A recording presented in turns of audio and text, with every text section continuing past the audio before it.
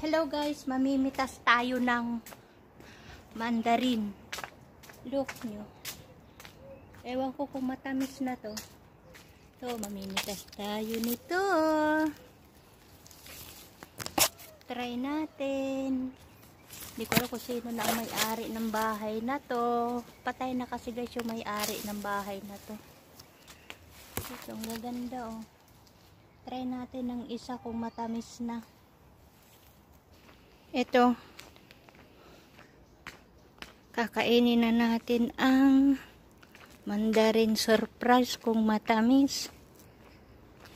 Kapag matamis, okay, kuha ulit tayo.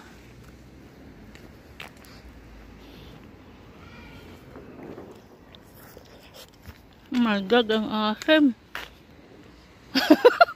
Hi, Madam Kalumer. Gamo vlog.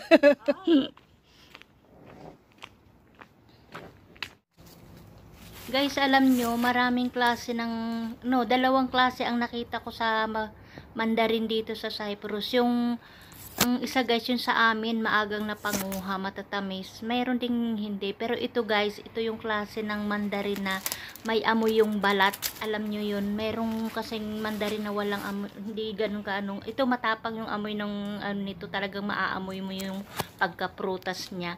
Ang pitas yata nito, January or early February, parang ganun. Kasi tinikman ko, diba, ang asim-asim pa. Pero siguro sa mga may gusto na, gawing juice, pwede na to, pasado na to. Pero yung ipong papapakin mo, hindi pa pwede kasi ng asim-asim pa. Salamat guys sa inyong panonood. Bye-bye. Merry Christmas! Malapit na!